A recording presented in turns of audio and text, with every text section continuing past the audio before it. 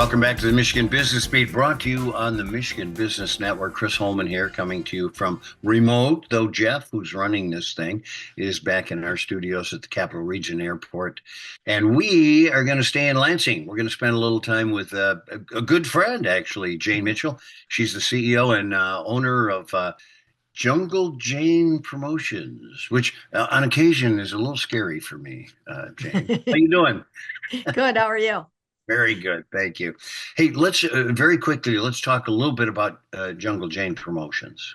Okay. So I started this 30 years ago, and this is going on my 31st year actually. And I help people to navigate the marketing jungle with branded merchandise. Yeah.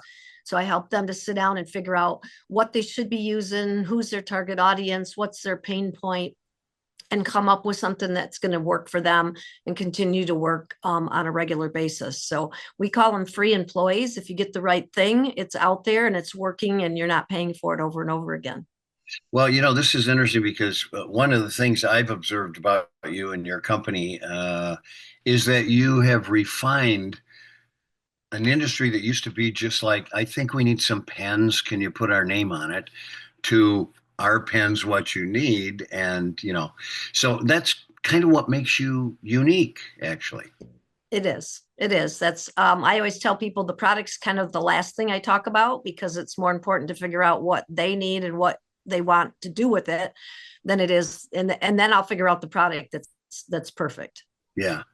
And you've done that for a lot of people. I didn't realize 30 years though, Jane. Yeah. That's a pretty good tour. Nice going. So, what have been and what are some of the things that you've kind of learned as a woman business owner?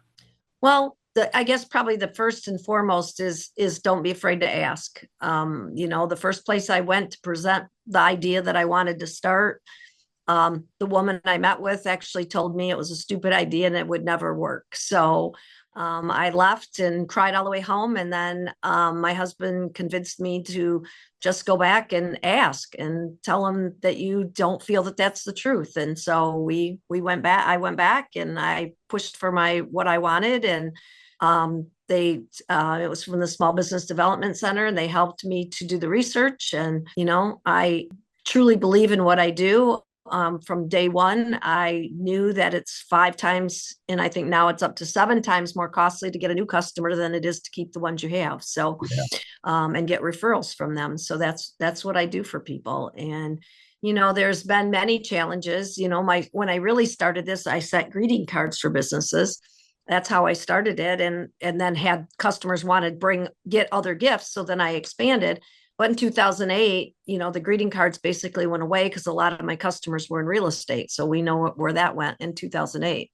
So that was one challenge. And then, of course, COVID hit, and my base thing is still event driven, whether it's events in your business or events at a trade show, it's still event driven.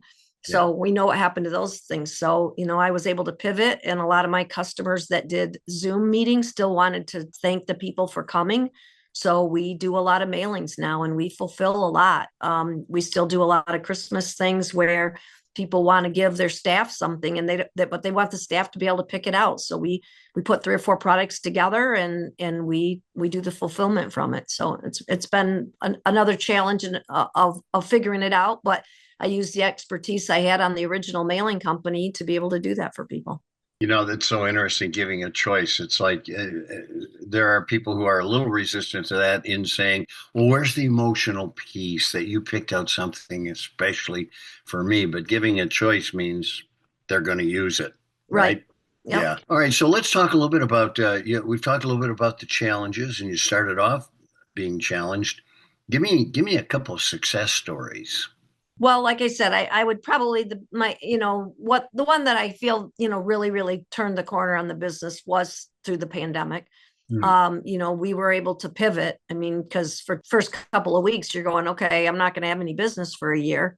But our industry already had hand sanitizers and masks and stuff like that. So we were able to help out the community through that. I sold probably probably well over 100 of the point and shoot thermometers, because again, that was something that we already serviced to people. We just didn't get them decorated. We were popping them out blank just as quick as we could get them in. Same thing with masks. I mean, there was, a shortage on the regular at the health places, but we didn't have that shortage because it came from a different. So I sold masks, I sold hand. And then to be able to turn it around and go into that mailing and expand that to the customers. I really feel like that was a really big success. Well, it's And all then, about adaptability, and correct. you did really well with that. Yep. So, and now I've been able to bring on both my son and my son-in-law. So it's truly a growing family business. So, Jungle Jane, you are part of the inaugural Women's Entrepreneurial Fellowship at SBAM, and we've got like 30 seconds. Tell me about that and how it's been great. I think that it's something any woman-owned business should do. They've given us lots of. I have a mentor that I meet with regularly. I have met 10 new women that I knew nothing about, some from Lansing, some from all over the state. And we learned really good topics. So I would definitely watch for it and go to SBAM and sign up. Well, congratulations on your success. Obviously, Jane Mitchell, the owner of Jungle Jane Promotions in Lansing, Michigan. You've been watching the Michigan Business Beat on the Michigan Business Network. I'm Chris Holman.